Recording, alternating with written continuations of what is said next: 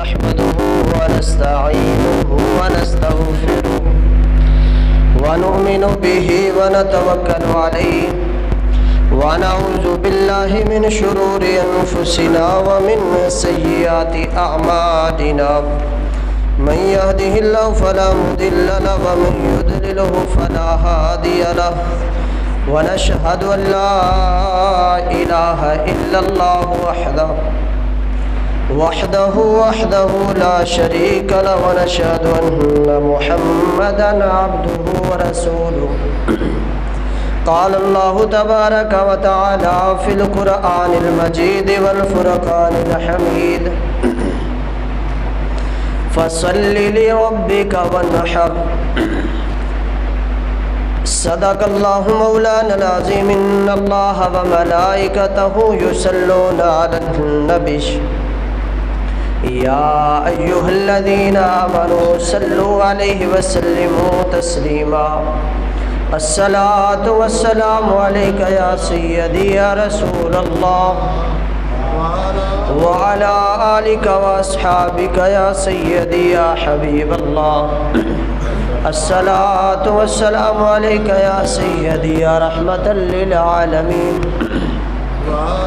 وعلى آلك وأصحابك يا سيدي يا خاتم النبيين مولاي صل وسلم دائما أبدا على حبيبك خير الخلق كلهم محمد سيد الكونين والثقلين والفريقين من عرب ومن عجم مولاي صل وسلم دائما أبدا على حبيبك خير الخلق كلهم۔ اللہ تبارک و تعالیٰ کی حمد و ثنا کے بعد نبی کریم رؤوف الرحیم احمد مجتبیٰ حضرت محمد مصطفیٰ صلی اللہ علیہ وآلہ وصحبہ وسلم کی ذات اقدس پر درود و سلام کا نذرانہ پیش کرنے کے بعد اللہ وحدہ لا شریک کی ذات بابرکات کا بے پناہ شکر و احسان ہے، اس کی توفیق اور اس کا کرم اور فضل ہے کہ اس نے ہمیں آج ایک مرتبہ پھر جمعۃ المبارک کی ان عظیم بابرکت اور فضیلت والی گھڑیوں کے اندر اپنے اس عظیم گھر خانہ خدا مسجد میں جمع ہونے کا موقع نصیب فرمایا ہے۔ دعا ہے اللہ رب العزت ہمارا آج یہاں پر آنا بیٹھنا ذکر و اذکار کا کرنا اور سننا اور انشاءاللہ نماز جمعۃ المبارک کا ادا کرنا اس سب کو اپنی عظیم المرتبت بارگاہ میں قبول فرمائے، اور آج کے ذکر خیر کو سن کر سنا کر ہم سب کو اس پر عمل پیرا ہونے کی بھی توفیق عطا فرمائے۔ آج کے ہمارے جمعۃ المبارک کا جو موضوع ہے وہ نماز کے حوالے سے ہے، اور نماز کے اندر آج ہم گفتگو کریں گے جو سر ڈانپنا ہے نماز کے اندر، سر کو ڈانپنا، اس حوالے سے گفتگو کریں گے، نماز کی نیت کے حوالے سے گفتگو کریں گے، اور اقامت جب ہوتی ہے اس اقامت کے دوران کس وقت ہم نے کھڑے ہونا ہے، آیا کہ پہلے کھڑے ہو جانا ہے جب اقامت شروع ہوتی ہے، یا درمیان میں کھڑے ہونا ہے، قد قامت الصلاۃ پہ کھڑا ہونا ہے، حی علی الصلاۃ پہ کھڑا ہونا ہے، اور اس کے بعد اگر ٹائم ملا تو نماز باجماعت پر گفتگو کریں گے۔ تو ان 3-4 چیزوں پہ ہم آج گفتگو کریں گے اپنے مقرر وقت کے اندر۔ تو سب سے پہلے تو اللہ تبارک و تعالیٰ نے چونکہ نماز کا حکم دیا ہے، اور نماز کے حوالے سے قرآن پاک کی سورہ ہے سورہ کوثر، اس کے اندر اللہ تبارک و تعالیٰ نے فرمایا فصل لربک وانحر، کہ اے حبیب علیہ الصلاۃ والسلام اپنے رب کی نماز پڑھیے اور قربانی کیجیے۔ تو جب ہم نماز پڑھنے کی بات کرتے ہیں تو نماز جب ہم پڑھتے ہیں تو نماز کی کچھ شرائط ہے، اس نماز کے اندر جب ہم نماز کے لیے کھڑے ہوتے ہیں تو اس نماز کی کچھ شرائط ہے، کچھ قوانین ہے، کچھ ضوابط ہے، اس پہ ہم نے غور کرنی ہے۔ اس میں سے چند جو ہے پچھلے جمعۃ المبارک پہ ہم نے بیان کی تھی۔ سب سے پہلے تو نماز کے حوالے سے جو ضروری چیزیں ہیں اس پہ ہم نے گفتگو کی، یعنی طہارت نماز بندے کی جو بدن ہے اور اس کے جو کپڑے ہیں اور جس جگہ پہ اس نے نماز پڑھنی ہے، یہ ساری چیزیں پاک اور صاف ہونی چاہیے۔ اور اس پاکیزگی کے ساتھ ساتھ، صفائی کے ساتھ ساتھ بندے کا جو بدن ہے، لباس ہے، وہ بھی اچھا ہونا چاہیے۔ اور میں نے یہ بھی عرض کی تھی کہ بدن کے ساتھ ساتھ، لباس کے ساتھ ساتھ بندے کے جسم سے خوشبو بھی آنی چاہیے، یعنی جو خوشبو لگانے کا پیارے آقا علیہ الصلوۃ والسلام نے حکم دیا ہے، وہ خوشبو بھی بندے نے استعمال کرنی ہے۔ اس لیے اور جو بندہ ہمارے ساتھ جماعت کے اندر یا ساتھ نماز پڑھ رہا ہے، اسے بدبو محسوس نہ ہو بلکہ اسے خوشبو آئے۔ اس لیے اگر بدبو آئے گی تو وہ ڈسٹرب ہوگا۔ نماز میں خضوع اور خشوع اور توجہ کی ضرورت ہوتی ہے، تو جب اسے توجہ حاصل نہیں ہوگی، ایک پریشانی، ایک تکلیف پہنچ رہی ہے بو کی صورت کے اندر، تو اس کا گناہ، اس کا وبال ہم پر بھی آئے گا۔ اس لیے خوشبو کا ضرور استعمال کریں، ہر وقت ہی کریں۔ اور یہ تو پھر گرمیاں ہیں تو گرمیوں کے اندر پسینہ آتا ہے، ظاہری بات ہے، بندہ ہے، انسان ہے، بشر ہے، تو پسینہ آئے گا اور پسینے سے سمیل پیدا ہوگی، بو پیدا ہوگی۔ اس لیے خوشبو کا اللہ پاک نے توڑ دیا ہے ہمیں، تو اس خوشبو کو ہمیں استعمال کرنا چاہیے۔ اور حضور علیہ الصلوۃ والسلام کو بھی خوشبو بڑی پسند تھی۔ اور اس کے ساتھ ساتھ مسواک کا اہتمام کریں تاکہ دانتوں سے، منہ سے بھی سمیل وغیرہ نہ آئے۔ اور اس کے ساتھ ساتھ ہمارا جب نماز پڑھنے کے لیے ہم کھڑے ہوتے ہیں تو ہمارا جو منہ ہے وہ بھی قبلے کی طرف ہونی چاہیے، خانہ کعبہ کی طرف ہونا چاہیے۔ پاؤں اگر ہم سیدھے رکھیں گے تو ہمارا منہ جو ہے وہ قبلہ کی طرف ہوگا۔ اگر ہم پاؤں سیدھے نہیں رکھیں گے، کوئی اس طرف کو جا رہا ہے، کوئی اس طرف کو جا رہا ہے، تو پھر نماز درست نہیں ہوگی۔ ہمارا جو سینہ ہے، منہ ہے، وہ قبلہ کی طرف درست نہیں ہو سکتا۔ تو سب سے پہلے جب ہم نے نماز پڑھنے کے لیے کھڑے ہونا ہے تو اپنے پاؤں دیکھ لیں، اس پہ ہم غور نہیں کرتے۔ پہلی چیز یہ ہے، جب ہم پاؤں دیکھیں گے تو پھر ہم سیدھے کھڑے ہوں گے، جب سیدھے کھڑے ہوں گے تو پھر رکوع بھی سیدھا ہوگا، سجدہ بھی سیدھا ہوگا، تو پھر ہی ہمیں ثواب مل سکے گا۔ اور ایک اہم بات اور ہے جو ہم بڑی غلطی کرتے ہیں، اور نیت کے اندر یہ چیز شامل ہے کہ جب بھی ہم نیت کرتے ہیں اللہ تبارک و تعالیٰ کے ہاں کہ 4 رکعت نماز ہے یا 2 رکعت نماز ہے، تو اس کے اندر ہم منہ طرف خانہ کعبہ کہتے ہیں یا سمجھتے ہیں۔ زبان سے کہنا مستحب ہے، آگے نیت کا موضوع آ جائے گا، اس کے اندر میں بتاتا ہوں۔ تو جب بھی ہم نیت کریں تو منہ ہمارا قبلہ کی طرف ہوتا ہے، تو اس پہ نیت یہ ہونی چاہیے، اور کہنا کچھ بھی ہے لیکن سمجھنا یہ ہے کہ جب ہمارا منہ قبلہ کی طرف ہوتا ہے، خانہ کعبہ کی طرف ہم کہتے ہیں کہ منہ، تو اس وقت صرف منہ ہمارا قبلہ کی طرف ہے۔ یہ عقیدہ نہیں ہونا چاہیے نماز کے دوران کہ ہم سجدہ بھی کعبہ کو کر رہے ہیں، یہ عقیدہ نہیں ہونا چاہیے۔ عقیدہ یہ ہونا چاہیے ہمارا سجدہ فقط اللہ کی ذات کے لیے۔ وہ جو خانہ کعبہ ہے، وہ جو گھر ہے، وہ پتھروں کا ایک گھر ہے، چاہے وہ اللہ تبارک و تعالیٰ کا گھر ہے، لیکن اس کی طرف صرف منہ کرنا ہے۔ یہ نیت میں شامل نہیں ہونا چاہیے کہ ہم اس گھر کو، خانہ کعبہ کو سجدہ کر رہے ہیں، یہ جائز نہیں ہے۔ سجدہ کسے ہے؟ صرف اور صرف اللہ کی ذات کو، سجدہ اللہ کی ذات کو ہے۔ یہ نیت کے اندر، ذہن کے اندر، عقیدے کے اندر ہونا چاہیے، پھر ہماری نماز جو ہے وہ مقبول ہوگی، یہ آپ نے یاد رکھنا ہے۔ اور چوتھی چیز یہ ہے کہ نماز کا وقت ہوگا تو پھر ہم نماز ادا کر سکیں گے۔ اور نبی کریم علیہ الصلوۃ والسلام نے فرمایا، کسی نے پوچھا حضور سب سے افضل عمل کون سا ہے؟ تو فرمایا وقت پر نماز پڑھنا یہ سب سے بہتر عمل ہے، یہ سب سے بہتر عمل ہے۔ جیسے سیانے کہتے ہیں پنجابی دے اندر کہ ویلے دی نماز تے ویلے دیاں کی ٹکرا، تو نبی کریم علیہ الصلوۃ والسلام کے اس حدیث مبارکہ کو دیکھ کر کسی نے یہ پنجابی کا محاورہ بنایا کہ ویلے دی نماز تے ویلے دیاں ٹکرا۔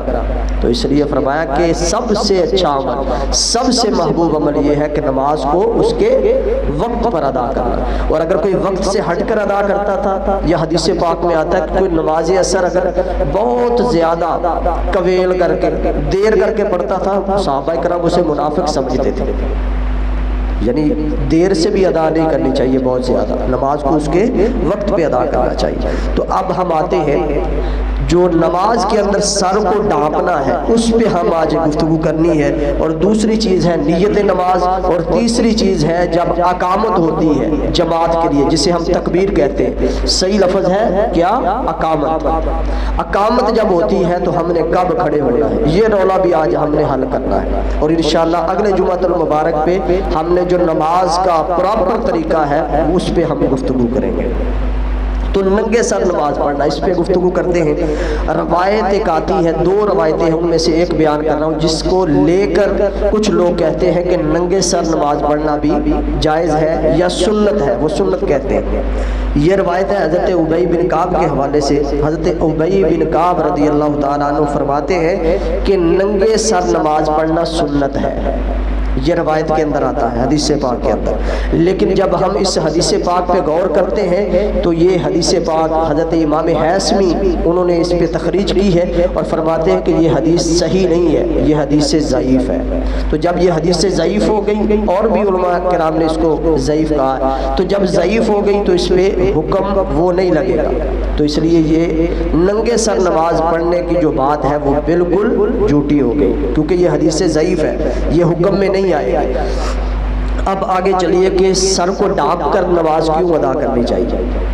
سب سے پہلے قرآن پاک سے بیان کرتے، سورۃ اعراف ہے، اللہ پاک نے فرمایا یا بنی آدم، اللہ پاک نے تمام جتنی بھی آدم علیہ السلام کی اولاد ہے سب کو فرمایا یا بنی آدم قد انزلنا علیکم لباسا یواری سوآتکم وریشا ولباس التقوی ذالک خیر وذالک من آیات اللہ لعلہم یذکرون۔ فرمایا کہ اے بنی آدم ہم نے تم پر لباس کو نازل کیا، یہ جو لباس ہم نے پہنا ہے لباس کو نازل کیا، اور فرمایا وہ تمہاری شرمگاہ کو چھپاتا ہے، یہ جو لباس ہے، اور پھر فرمایا سوآتکم وریشا، اور زیبائش بھی کرتا ہے یہ لباس، یعنی زینت بھی ہے تمہاری یہ لباس، اور پھر فرمایا ولباس التقوی، اور یہ پرہیزگاری کا لباس یہ سب سے بہتر ہے، ذالک خیر ذالک من آیات اللہ، اور یہ جو لباس ہے یہ اللہ کی نشانیوں میں سے ہے، یہ لباس اللہ پاک نے ہمیں عطا فرمایا ہے، لعلہم یذکرون، تاکہ لوگ سمجھ سکیں یا سمجھیں۔ تو اللہ تبارک و تعالیٰ نے یہاں پر لباس کو تمام بنی آدم علیہ السلام کے لیے اللہ پاک نے اتارا، نازل کیا آسمان سے۔ اب دوسری آیت کریمہ یہ بھی اعراف کے اندر ہے، فرمایا یا بنی آدم خذوا زینتکم عند کل مسجد، یہ تو تھا تمام معاشرے کے لیے، لیکن اللہ پاک نے اب مسلمانوں سے بھی مخاطب ہے اور بنی آدم سے بھی، یا بنی آدم، اے بنی آدم، اے آدم علیہ السلام کی اولاد، خذوا زینتکم عند کل مسجد، ہر نماز کے وقت اپنے آپ کو آراستہ کرو، یعنی زینت بناؤ لباس کے ساتھ، یہ اللہ تبارک و تعالیٰ نے حکم دیا، زینت بناؤ یعنی خوبصورت لگو، اچھا لباس پہنو، خوشبو لگاؤ، یہ ساری چیزیں کرو، زینت سے مراد یہ ہے۔ تو پہلی بات ان دو آیات کریمہ کے جو کچھ حصے میں نے بیان کیے، اس میں پہلی بات تو یہ ہمیں ملتی ہے، یہ جو لباس ہے یہ تحفہ خداوندی ہے، فرمایا کہ ہم نے آسمان سے تمہارے لیے بھیجا ہے، تو یہ تحفہ خداوندی ہے یہ لباس۔ اور دوسری بات اللہ پاک نے فرمائی یہ جو لباس ہے یہ تمہاری زینت ہے، یہ تمہاری زیبائش ہے، تمہیں اچھا بناتا ہے، لوگوں کے سامنے سنوارتا ہے، اچھا کر کے پیش کرتا ہے، اس لیے اس کو ضرور لازم پکڑو۔ اب آگے حدیث پاک ہے، یہ سر ڈھانپنے کے حوالے سے میں آپ کو بتا رہا ہوں کہ اللہ پاک نے زینت کے حوالے سے، انسان کو خوبصورت لگنے کے حوالے سے کیا کیا بیان فرمایا۔ حدیث حسن ہے سنن بہقی کے اندر، نبی کریم علیہ السلام نے فرمایا کہ تم میں سے جب کوئی نماز پڑھنے لگے تو دو کپڑے پہن کر نماز پڑھے۔ اس وقت چادریں ہوتی تھی، یہ قمیض اور شلوار یا تہمد وغیرہ یا پینٹیں وغیرہ ٹروزر وغیرہ نہیں ہوتے تھے۔ فرمایا کہ جب تم میں سے کوئی نماز پڑھنے لگے تو دو کپڑوں کے اندر نماز پڑھے، کیونکہ اللہ پاک اس کا زیادہ حق رکھتا ہے کہ اس کے دربار میں حاضری کے وقت زینت اختیار کی جائے، یعنی اچھا بنا جائے۔ اور آگے فرمایا زینت سے مراد لباس سے آراستہ ہونا ہے، ایک حدیث پاک یہ۔ اب سنن بہقی کے اندر ایک اور حدیث پاک ہے، حضرت نافع فرماتے ہیں کہ میں ایک دن اونٹوں کے لیے گھاس لینے کے لیے گیا تھا اور جماعت سے رہ گیا، گھاس کے لیے گیا ہوا تھا اونٹوں کی، تو نماز باجماعت نہ پا سکا۔ بعد کے اندر آ کے میں نے نماز پڑھی تو میں ایک کپڑے کے اندر نماز پڑھ رہا تھا۔ حضرت عبداللہ بن عمر میرے پاس آئے اور جب میں نے نماز ادا کر لی تو حضرت عبداللہ بن عمر نے پوچھا کیا تمہارے پاس ایک ہی کپڑا ہے، دو کپڑے نہیں ہیں؟ تو اس پر میں نے کہا کہ حضور میرے پاس ایک اور کپڑا بھی موجود ہے، یعنی دو کپڑے ہیں۔ تو اس پر حضرت عبداللہ بن عمر نے فرمایا کہ اگر میں تمہیں مدینے کے کسی شہری کے پاس بھیجوں تو کیا تم ایک کپڑے کے اندر چلے جاؤ گے؟ اس نے کہا نہیں، میں نہیں جاؤں گا۔ تو اس پر حضرت عبداللہ بن عمر نے فرمایا کہ اللہ تعالیٰ کے بندوں کے مقابلے میں اللہ تعالیٰ زیادہ حقدار ہے اس کا کہ اس کے دربار کے اندر جب حاضری ہو تو بندہ زینت کے ساتھ جائے، بندہ اچھا بن کر سنور کر خوبصورت ہو کر اس کے دربار کے اندر جائے۔ فرمایا کہ اگر تم دنیا کے کسی شہری کے یا کسی مسلمان کے پاس اگر تجھے بھیجا جائے ایک کپڑے میں تو تو شرم محسوس کرتا ہے، اور جب بادشاہوں کے بادشاہ کی دربار کے اندر حاضری ہوتی ہے تو اس وقت تو شرم محسوس کرتا ہے۔ تو فرمایا کہ جس طرح تو دوسروں کے پاس جانا پسند نہیں کرتا، اسی طرح اللہ کے دربار میں جب حاضری ہو تو اس وقت بھی اچھا بن کر پھر اللہ کی بارگاہ میں جائے گا۔ ہاں چھوٹی سی مثال یہ ہے کہ جب ہم نے کہیں جانا ہو رشتہ داروں کی طرف یا وان ڈے جانا ہو، جاتے ہیں نا، تو اس وقت ہم کتنا اہتمام کر کے پھر جاتے ہیں۔ تو یہ عام دنیا داروں کی باتیں ہیں۔ تو جب اللہ کے حضور نماز کا وقت ہوتا ہے یا مسجد میں آنا ہوتا ہے تو اس وقت کیا کرتے ہیں؟ اس وقت بھی ہمیں اسی طرح اچھا لباس پہننا چاہیے، اسی طرح سب کچھ کرنا چاہیے جیسے ہم عام دنوں کے اندر کرتے ہیں، بلکہ اس سے بھی زیادہ کرنا چاہیے، کیونکہ یہ دربار خدا ہے۔ یہ احادیث سے ہمیں ثابت ہے۔ پھر ایک اور روایت بھی ہے، تیسری روایت، کہ ایک کپڑے کے اندر نماز پڑھنے کی یہ بات اس وقت کی ہے، یعنی وہ ایک کپڑے کے اندر نماز پڑھ رہے تھے تو حضور نے حضرت عبداللہ بن عمر نے فرمایا کہ دو کپڑوں کے اندر نماز ادا کیا کرو۔ تو یہ اس وقت کی بات ہے جب کپڑے کی قلت ہوتی تھی، اشیاء کی قلت ہوا کرتی تھی، تو اس وقت یہ حکم تھا کہ زینت کے ساتھ نماز ادا کیا کرو۔ تو آج کا دور وہ دور ہے کہ جب ہمارے پاس ہر چیز موجود ہے اور ہم کیا کرتے ہیں، جان بوجھ کر سر کو نہیں ڈانپ کر آتے، یا ہم اہتمام ہی نہیں کرتے، نہ ٹوپی کا، نہ پگڑی کا، نہ کسی رومال کا، حالانکہ اس وقت قلت سی ساری چیزوں کی، تو اس وقت اتنی زینت اختیار کی جاتی تھی۔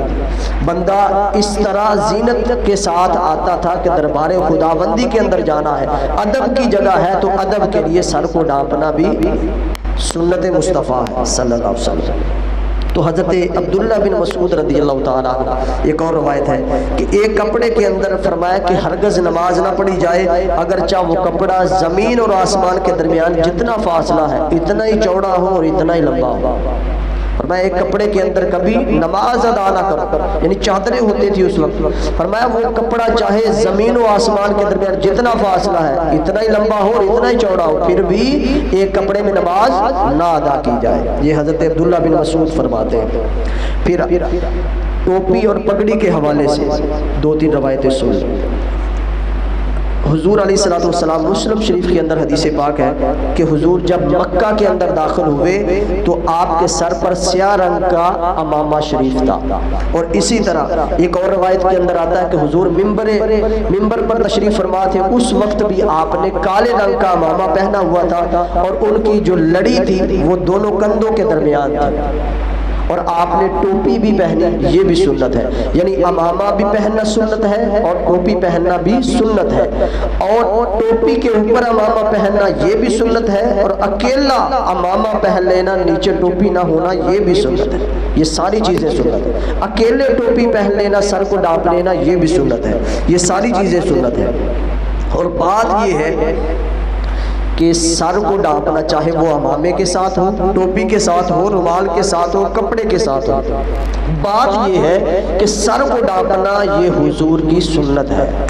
بات یہ کیا ہے؟ سر کو ڈھانپنا کیا ہے؟ حضور علیہ الصلوۃ والسلام کی سنت ہے، چاہے وہ عمامے کی صورت میں ہو، وہ ٹوپی کی صورت میں ہو، یا کسی اور کپڑے کی صورت میں ہو، یہ سنت مصطفیٰ ہے۔ لوگ بڑے سنتوں کا پرچار کیے پھرتے ہیں، یہ جو ہمارے دوسرے مسلک کے لوگ ہیں نا، جو سر ننگے کے ساتھ نماز پڑھنا بہت افضل جانتے ہیں اور اس کا اہتمام نہیں کرتے، باقی بہت ساری چیزوں کا اہتمام کرتے ہیں، لیکن اس کا اہتمام اس لیے نہیں کرتے، بہت کم لوگ آپ کو ملیں گے جو پگڑی پہنتے ہیں۔ ان میں سے ان کے امام مساجد آپ دیکھ لیں، وہ پگڑی کبھی نہیں پہنتے، ٹوپی بھی رکھی ہوتی ہے پیچھے کر کے، آگے سے اتنا بڑا جو پیشانی ہے وہ نظر آ رہی ہوتی ہے، ایسے لگ رہا ہوتا ہے جیسے کوئی دہشت گرد آ رہا ہے۔ ارے بھئی آپ دین کے نمائندے ہیں، اتنا بڑا پیٹ نکال کے اور ٹوپی پیچھے ہے، پیشانی ماتھا اتنا ابھرا ہوا ہے وہ نظر آ رہا ہے، اور شلوار تو پہلے ہی بہت اونچی کی ہوتی ہے، بچے تو ڈر کے سائڈ پہ ہو جاتے ہیں۔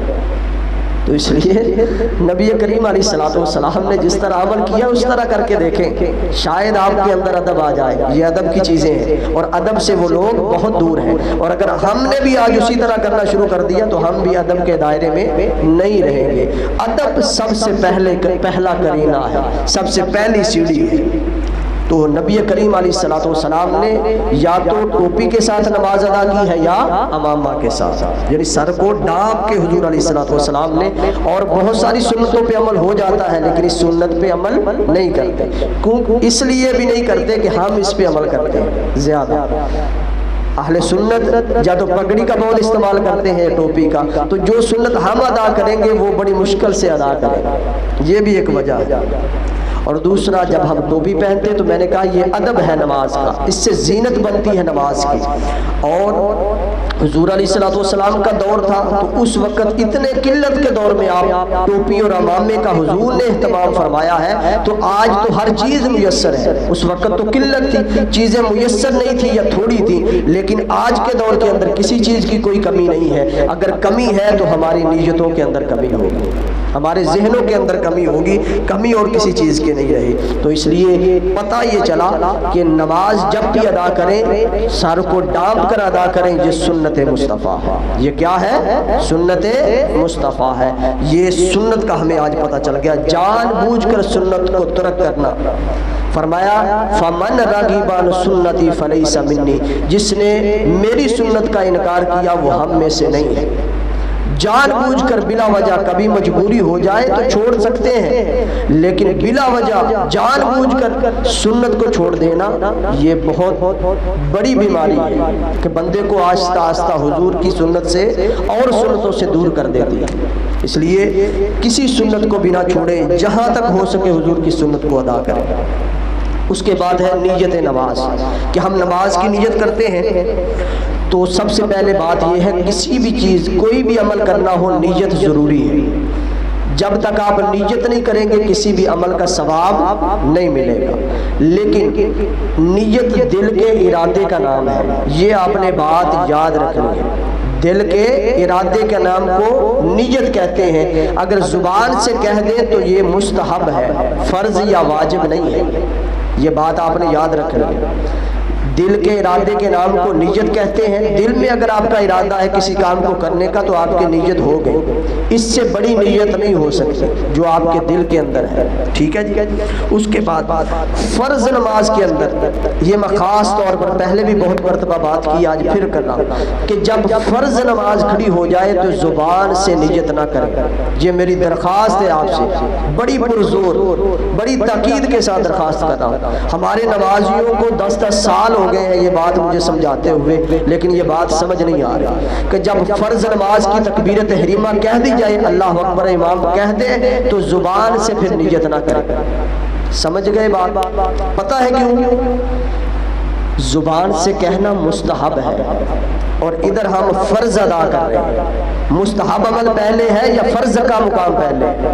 پہلے کیا ہے؟ فرض ہے۔ اور جب ہم نماز کے اندر داخل ہو جاتے ہیں، فرض نماز کے اندر، تو نبی کریم علیہ السلام نے فرمایا کہ جب بندہ نماز کے اندر ہوتا ہے، رب کی رحمتیں اتنی برستی ہیں، اگر بندے کو پتہ چل جائے کہ مجھ پہ کتنی رحمتیں برس رہی ہیں، وہ نماز سے باہر ہی نہ آئے۔ تو اس نماز کو آپ قربان کر رہے ہیں مستحب عمل پر، ایک فرض کو آپ قربان کر رہے ہیں مستحب عمل پر۔ ادھر امام نے اللہ اکبر کہہ دیا، فرض کے اندر داخل ہو گئے، اللہ کی رحمتیں برس رہی ہیں، آپ ایک ایسے عمل کو کر رہے ہیں جو لازم نہیں ہے، جو فرض نہیں ہے، آپ نیت زبان سے کر رہے ہیں۔ ادھر میں نے اللہ اکبر کہا ہوتا ہے، ادھر پیچھے سے 2 رکعت کی نماز کی آوازیں آ رہی ہوتی، 4 رکعت نماز کی آوازیں آ رہی ہوتی۔ ارے بھائی جب آپ نے گھر سے چلے تھے، آپ کو پتا ہے میں نے ظہر کی 4 فرض جا کے ادا کرنے ہیں، تو آپ کی نیت ہو گئی، آپ نے پیچھے آ کے پھر امام کا ہی کہنا ہے۔ جب دل کا ارادہ ہو گیا تو زبان سے کہنے کی ضرورت نہیں ہے، آپ کو پتا ہے میں کون سی نماز ادا کرنے لگا ہوں، تو پھر آپ کی نماز شروع ہو جائے گی۔ ہاں ایک چیز اور ہے کہ اگر آپ نے ظہر کی نماز ادا کرنے لگے تھے یا عصر کی نماز ادا کرنے لگے، اور دل میں ارادہ ہے کہ عصر کی کرنے لگا ہوں، لیکن جب اللہ اکبر کہنے لگے تو زبان سے نماز ظہر نکل گیا، لیکن جو دل کے اندر ارادہ ہے وہی مانا جائے گا۔ یعنی عصر کی نماز ادا کرنے لگے تھے، زبان سے ظہر نکل گیا، کیونکہ دل کے اندر ارادہ یہ تھا کہ عصر کی ہے، تو پھر بھی آپ کی نیت ٹھیک ہے۔ سمجھ گئے جی بات؟ ہاں امام جب ساتھ ہوگا تو امام جب آپ امامت کرواتے ہیں، ساتھ مقتدیوں کی بھی نیت کریں گے، جتنے پیچھے موجود ہیں اور پچھلے بعد کے اندر بھی آئیں گے جماعت کے اندر، اور جب آپ امام کے پیچھے پڑھیں گے مقتدی وہ ضرور نیت کریں گے کہ ہم امام کے پیچھے نماز ادا کریں، امام کی اقتداء کے اندر امام مقتدیوں کی نیت کرے گا اور مقتدی امام کی نیت کریں گے کہ ہم اس کے پیچھے ہیں۔ یہ بات بھی آپ نے یاد رکھنی۔ اس کے علاوہ ایک اور چیز ہے ہمارے معاشرے کے اندر، میں جلدی اس کو آپ کے سامنے بیان کر رہا ہوں، وقت بہت کم ہے، کہ جب ہم نیت کر ہمارے جو بزرگ ہیں نا خاص طور پر وہ نوافل ادا کرتے ہیں، وہ نوافل اس طرح ادا کرتے ہیں کہ 4 نوافل یا 10 یا 12 نوافل میں نے فلاں بزرگ کے لیے پڑھے ہیں، یا اہل بیت طہار کے لیے پڑھے ہیں، یا نبی کریم علیہ السلام کے لیے پڑھے ہیں۔ تو اس کا مطلب یہ نہیں ہوتا کہ ہم نے فلاں شخصیت جو وصال کر گئی ہے، اس دنیا سے چلی گئی ہے، اس کے حوالے سے پڑھے ہیں، یعنی ان کی طرف سے پڑھے ہیں، یہ بالکل جائز نہیں ہے۔ یہ بات آپ نے یاد رکھنی ہے۔ یعنی نبی کریم علیہ السلام ہے، مثال دے رہا ہوں، کوئی بندہ آج مسلمان میں ہوں، میں کہوں کہ میں یہ 4 نفل پڑھنے لگا ہوں مولا یہ حضور کی طرف سے، یہ غلط ہے۔ ہاں اگر آپ پڑھ سکتے ہیں تو آپ پڑھ سکتے ہیں کہ فلاں کے ایصال ثواب کے لیے یہ میں 2 یا 4 یا 10 نفل پڑھ رہا ہوں۔ سمجھ آ گئی بات؟ یعنی ان کی طرف سے نہیں پڑھ سکتے، ان کے ایصال ثواب کے لیے پڑھ سکتے ہیں، کیونکہ وہ بندہ اس دنیا سے چلا گیا ہے، اس کی طرف سے نہیں پڑھ سکتے، ان کے ایصال ثواب کے لیے پڑھ سکتے ہیں۔ مسئلہ سمجھ آ گیا آپ؟ ہاں جی، اس بات پہ آپ نے یہ مسئلہ اسی طرح ہے جس طرح ہم کہتے ہیں کہ یہ جو بکرا ہے یا کٹا ہے یہ ہمارا 11ویں والے کے لیے ہے، ان کے نام ہے، یہاں پر شرک اور بدعت کے فتوے لگتے ہیں۔ ارے بھائی کلیئر کیا کریں کہ یہ جو بکرا ہے، چھترا ہے یا فلاں چیز ہے، یہ 11ویں والے سے مراد یہ ہے ان کے ایصال ثواب۔ جب آپ ان کے نام کی بات کریں گے تو آپ پہ فتوے لگیں گے۔ آپ کی نیت یہ ہونی چاہیے، چاہے کہتے رہے آپ یہ 11ویں والے کے نام ہے، لیکن نیت کے اندر یہ ہونا چاہیے کہ ہم ان کے ایصال ثواب کر رہے ہیں۔ آپ اپنے آپ پہ فتوے خود لگاتے ہیں، لوگوں کو باتیں کرنے کی آپ خود دعوت دیتے ہیں جب آپ کہتے ہیں کہ یہ ان کے نام ہے، ان کے نام سے مراد ہے ان کے ایصال ثواب۔ یہ بات بھی آپ نے یاد رکھنا۔ یہ 2-3 چیزیں میں نے بڑی اہم کی ہیں، اس کو ہم نے یاد رکھنا ہے۔ اب آخری بات ہے لیکن تھوڑی سی لمبی ہے کہ اقامت جب ہوتی ہے نماز کے لیے، یعنی جنہوں اسی تکبیر کہنے ہیں کہ تکبیر ہوئی اور ہم جماعت کے لیے کھڑے ہو گئے، اس پر جو اختلاف ہے اس پہ بات کرنا چاہتا ہوں کہ کب کھڑے ہونا چاہیے، اقامت جب ہو تو کس وقت کھڑا ہونا چاہیے۔ صحیح بخاری کے اندر 2 روایتیں پہلے میں وہ پیش کر دیتا ہوں۔ نبی کریم علیہ السلام نے فرمایا کہ جب اقامت کہی جائے تو کھڑے نہ ہو، حتیٰ کہ صحابہ کو فرمایا مجھے اپنے گھر سے نکلتا ہوا نہ دیکھ لو، اقامت بھی ہو رہی ہو اس کے باوجود جب تک میں نظر نہ ہوں تم نے کھڑے نہیں ہونا۔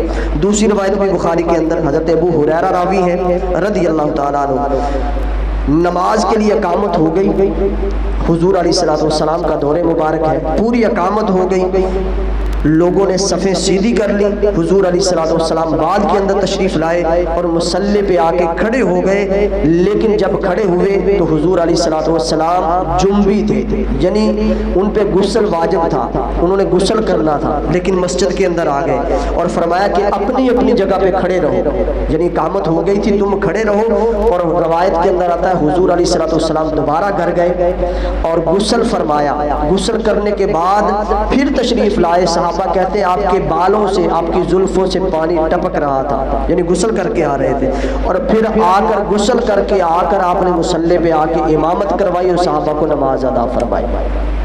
اب اس سے ایک بات پتہ چلی، بلکہ بہت ساری باتیں ہیں۔ پہلی بات یہ ہے کہ اقامت مقدم ہے اور نماز کے لیے کھڑا ہونا یہ اس کے بعد کا عمل ہے۔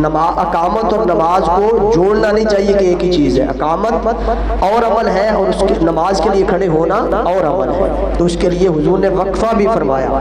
اور اس سے ایک بات اور بھی پتہ چلی کہ امام کا انتظار کرنا، وجہ معلوم ہو جائے تو امام کا انتظار کرنا چاہیے۔ غسل پہ کتنا وقت لگتا ہے میں آپ سے پوچھتا ہوں، آپ نے غسل کرنا ہو تو کتنا وقت لگتا ہے؟ 10 منٹ تو کم از کم لگیں گے نا، کم از کم 10 منٹ، میں بہت تھوڑے بتا رہا ہوں، 15 منٹ لگتے ہیں، تو 10 منٹ بھی لگا لیں۔ تو جب پتہ ہو امام فلاں کام سے گیا ہے، اطلاع ہو، تو کتنا انتظار کرنا سنت ہے۔ صحابہ کرام ادھر میں ایک دن آدھا منٹ لیٹ ہو گیا تھا تو آوازیں آنا شروع ہو گئی تھی، ارے بھائی میں بھی انسان ہوں، مجھے بھی کوئی کام پڑ سکتا ہے، یا اور بھی کوئی امام ہے اسے بھی کام پڑ سکتا ہے، آپ کی طرح اس کے بھی بہت سارے کام ہیں۔ پتہ نہیں کیوں ایسا ہوتا ہے کہ ہم کبھی نہیں چاہتے، خاص طور پر میرا دل نہیں چاہتا کہ میری وجہ سے کوئی میرا انتظار کرے، میں کسی کو پریشانی میں ڈالوں، میرا اپنا ذہن یہ ہے۔ تو ہماری کوشش ہوتی ہے جو ٹائم دیا ہے اس پہ پہنچنے کی، پھر بھی انسان ہے، کوئی کام ہے، کوئی بھول چوک ہو جاتی ہے تو بندہ لیٹ بھی ہو جاتا ہے، تھوڑا سا 2 منٹ تو انتظار کر لیا کرے۔ ہاں اگر اطلاع ہو تو پھر نہ انتظار کریں، پھر جماعت کھڑی کر دیں کہ وہ نہیں آئے۔ تو حضور علیہ السلام کے لیے 10-15 منٹ بھی صحابہ کرام کھڑے رہے، بیٹھے بھی نہیں، حضور نے فرمایا کھڑے رہو، غسل کر کے آئے اور پھر نماز ادا فرمائی۔ اور ایک اور بات بھی یہاں پہ پتہ چلی، بڑی ایمان افروز ہے کہ ہمیں حکم یہ ہے کہ جب تم غسل جنابت کی حالت کے اندر ہو مسجد میں داخل نہیں ہو سکتے، لیکن نبی کریم علیہ السلام کی یہ شان ہے کہ جب آپ غسل جنابت کی حالت کے اندر بھی ہو تو مسجد میں آ سکتے ہیں۔ ایک شخصیت نبی کریم علیہ السلام کی ہے اور ایک شخصیت مولا علی اور مرتضیٰ کی ہے۔ ان 2 ہستیوں کو مسجد میں غسل جنابت واجب ہو، غسل جنابت آپ نے کرنا ہو، پھر بھی آپ مسجد کے اندر آ سکتے ہیں۔ پوری کائنات کے اندر کسی اور کو یہ حاصل نہیں ہے، یہ فیسلٹی، یہ سہولت۔ اب میں نے عرض کی کہ اقامت کے وقت کب کھڑے ہونا چاہیے، حضور علیہ السلام کب کھڑے ہوتے تھے، پہلے اس پہ بات کریں گے، پھر صحابہ کرام پہ، پھر تابعین پہ، پھر ائمہ کرام پہ۔ یہ 4 سٹیپس میں 5 منٹ کے اندر آپ کے سامنے بیان کر دوں گا۔ مسند بزار کے اندر حدیث پاک ہے، سنن کبریٰ کے اندر مجمع الزوائد کے اندر حدیث حسن، حضرت عبداللہ بن ابی اوفی راوی ہیں کہ حضرت بلال رضی اللہ تعالیٰ عنہ جب اقامت کہتے تو قد قامت الصلاۃ جب کہنے لگتے تو حضور علیہ السلام اٹھ کھڑے ہوتے، پھر اللہ اکبر کہتے۔ قد قامت الصلاۃ کے قریب چلے جاتے، یعنی حی علی الفلاح پہ جب حضرت بلال جاتے تو نبی کریم علیہ السلام اس وقت اٹھتے تھے، یہ حضور کی سنت ہے۔ اور ایک اور روایت بھی ہے، حضور کی زوجہ ہماری ام المومنین حضرت ام حبیبہ رضی اللہ تعالیٰ عنہ آپ فرماتی ہیں نبی کریم علیہ السلام گھر کے اندر موجود تھے، مؤذن نے اقامت کہی جماعت کے لیے، حضور گھر کے اندر موجود تھے، جب اس نے کہا حی علی الصلاۃ تو رسول اللہ صلی اللہ علیہ وسلم اس وقت گھر سے اٹھے۔ یہ 2 روایتیں ہو گئی۔ اور اس سے یہ بھی پتہ چلا کہ مؤذن نے اقامت کہی، جو بندہ اذان پڑھتا ہے بہتر یہ ہے، سب سے اعلیٰ طریقہ یہ ہے اقامت بھی وہی کہے۔ ہاں اس کے بعد اگر اس کو کوئی مجبوری ہے یا کوئی اور پڑھنا چاہتا ہے تو اس کی اجازت سے دوسرا بندہ پڑھ لے، لیکن سب سے افضل یہ ہے کہ جس نے اذان پڑھی سنت یہ ہے اقامت بھی وہی پڑھے۔ یہ تھا حضور علیہ السلام کا عمل مبارک۔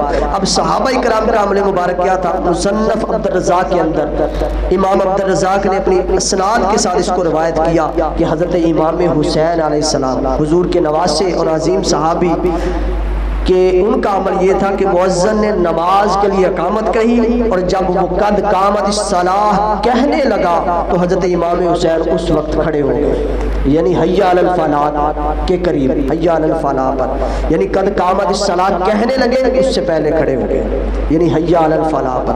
پھر حضور کے صحابی حضرت انس بن مالک رضی اللہ تعالیٰ عنہ، اسے امام منذر نے اپنی سند کے ساتھ روایت کیا ہے، امام زرقانی نے، اور موطا امام مالک کے اندر بھی موجود ہے۔ امام بہقی لکھتے ہیں کہ ہم نے حضرت انس بن مالک سے روایت کیا، آپ کا معمول تھا کہ جس وقت اقامت کہی جاتی نماز کے لیے تو جب کہا جاتا قد قامت الصلاۃ کہا جانے لگا اس وقت آپ کھڑے ہوتے تھے اور تیزی کے ساتھ پھر کھڑے ہو جاتے تھے۔ یہ صحابہ کرام کا عمل ہے۔ حضرت عبداللہ بن عمر رضی اللہ تعالیٰ عنہ، حضرت عمر فاروق کے بیٹے، ان کا بھی عمل یہ تھا، بلکہ ان کی تاکید تھی۔ حضرت عطیہ بیان کرتے کہ ہم لوگ حضرت عبداللہ بن عمر عظیم صحابی ہیں، ان کے پاس بیٹھے ہوئے تھے کہ مؤذن نے اقامت کہنا شروع کی، ہم شروع کے اندر ہی کھڑے ہو گئے، ابھی اقامت شروع ہوئی ہم بھی کھڑے ہو گئے، تو فرمایا کہ ابن عمر یعنی حضرت عبداللہ بن عمر نے فرمایا کہ بیٹھ جاؤ، جب مؤذن قد قامت الصلاۃ کہنے لگے تو پھر کھڑے ہونا، یعنی ان کا بھی عمل وہی ہے جو حضور کا ہے، قد حی علی الفلاح پہ کھڑے ہونا ہے، اس کے بعد قد قامت الصلاۃ آتا ہے۔ حضرت عبداللہ بن مسعود کا بھی یہی عمل ہے، اب میں جلدی آپ کو بتا رہا ہوں۔ اب اس کے بعد تابعین کا عمل، تابعین حضرت عطا مصنف عبدالرزاق کے اندر، ان کا عمل بھی یہ ہے کہ قد قامت الصلاۃ جب کہنے لگا جانے لگا تو اس وقت لوگ کھڑے ہوتے تھے۔ لوگوں نے پوچھا کیا یہ عمل صحیح ہے؟ حضرت عطا تابعین نے کہا ہاں یہ درست عمل ہے، قد قامت الصلاۃ جب کہنے لگے مؤذن اس وقت کھڑے ہونا چاہیے۔ اور حضرت عمر بن عبدالعزیز جو امیر المومنین بھی رہے اور جنہیں ثانی عمر بھی کہا جاتا ہے، انہوں نے اپنے دور کے اندر یہ فرمان جاری کیا، لوگوں کو مسجدوں کے اندر بھیجا کہ لوگوں سے کہو جب اقامت کہی جائے تو قد قامت الصلاۃ پہ تمام لوگ کھڑے ہویا کرو۔ یہ حضرت عمر بن عبدالعزیز نے فرمایا۔ اس کے بعد امام ترمذی جنہوں نے حدیث کی ایک کتاب لکھی جسے ترمذی شریف کہتے ہیں سیاستہ کی، ان کا قول بھی یہی ہے۔ حضرت عبداللہ بن مبارک کا قول بھی یہی ہے کہ قد قامت الصلاۃ جب کہی جائے اس وقت، اس سے پہلے جب کہا جانے لگے قد قامت الصلاۃ اس وقت کھڑے ہویا کرو۔ حضرت امام ترمذی، حضرت عبداللہ بن مبارک اور اس کے علاوہ امام احمد بن حنبل کا قول بھی یہی ہے، جن کو پورا عرب مانتا ہے کہ قد قامت الصلاۃ جب کہا جانے لگے اس وقت کھڑے ہونا۔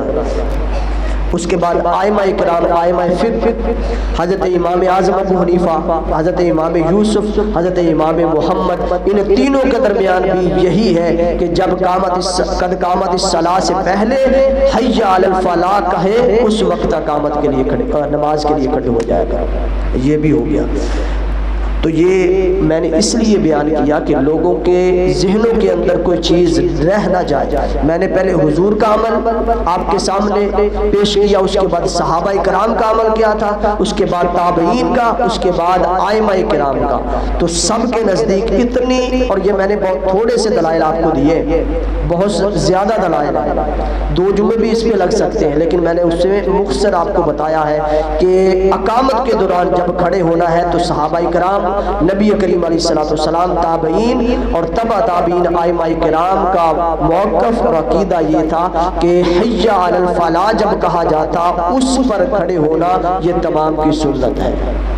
تو حی علی الفلاح پہ کھڑے ہونا، ہاں اس پہ کئی لوگ اعتراض کر سکتے ہیں کہ صفے کیسے سیدھے کریں گے، پھر صفے کیسے بنانی ہے، صفے بھی سیدھی کرنی تو ٹائم کم ملتا ہے۔ ارے بھئی جب ہم آ کے بیٹھتے ہیں تو قریب بیٹھا کریں، جب صحابہ کرام اس طرح قد قامت الصلاۃ پہ یا حی علی الفلاح پہ کھڑے ہوتے تھے تو وہ بھی صف درست کر لیتے تھے نا، پھر ہی نماز ادا کرتے تھے۔ اگر وہ کر سکتے تھے تو آج بھی ہو سکتے، یہ کوئی ایشو نہیں ہے، یہ کوئی اعتراض نہیں ہے۔ تو جب آپ مسجد کے اندر آئیں، صف کے اندر جب بیٹھے تو فاصلہ نہ رکھیں، قریب قریب بیٹھا کریں، تھوڑا بہت فاصلہ کر لیں، اس سے زیادہ نہ کریں، تاکہ جب جماعت کے لیے کھڑے ہوں تو پھر جلدی سے قریب ہو جائیں اور صفیں جلدی سے درست ہو جائیں۔ اور صف میں شامل ہونے کا سب سے بہترین طریقہ یہ ہے کہ جیسے بندہ آئے ویسے ہی بیٹھتا جائے، پہلی صف کے اندر دائیں بھی بائیں بھی دونوں طرف سے لے کر جائے آگے تک صف کو۔ یہ نہیں ہے کہ جب جماعت کھڑی ہو تو کوئی بندہ ادھر سے داخل ہو رہا ہے، کوئی ادھر سے داخل ہو رہا ہے۔ اچھا طریقہ اور بہتر طریقہ یہ ہے کہ جو بندہ آئے ادھر سائڈ پہ کھڑا ہو، اسی طرح جو بندہ آئے جتنے بندے کھڑے ہیں اس سے اگلی سائڈ پہ جا کے بندہ کھڑا ہو، یہ سب سے بہترین طریقہ ہے۔ تو درمیان میں گھسنے والا کام یہ بہتر نہیں ہے، یہ صف کا اور نماز کا حسن نہیں ہے، نہ تو آپ گھسے اور نہ کسی اور کو اس طرح گھسنے دے۔ تو قریب بیٹھا کریں، اس طرح صف بھی درست ہو جائے گی۔ اگلے جمعہ المبارک پہ انشاءاللہ اس سے آگے ہم نماز کے حوالے سے طریقہ نماز، خاص طور پر طریقہ نماز، اس پہ ہم نے گفتگو کرنی ہے، اور انشاءاللہ آپ کو صحیح احادیث سے جو ہمارا طریقہ نماز ہے اس پہ ہم آپ کو بتائیں گے، اور آپ جو عقیدہ حقہ ہے اس کے مطابق ہم گفتگو کریں گے انشاءاللہ۔ ٹائم پر تشریف لائیں گے تو انشاءاللہ آپ کو بہت فائدہ پہنچے گا۔ اللہ پاک ہمیں عمل کی توفیق عطا فرمائے، آمین۔ وآخر دعوانا ان الحمد للہ رب العالمین۔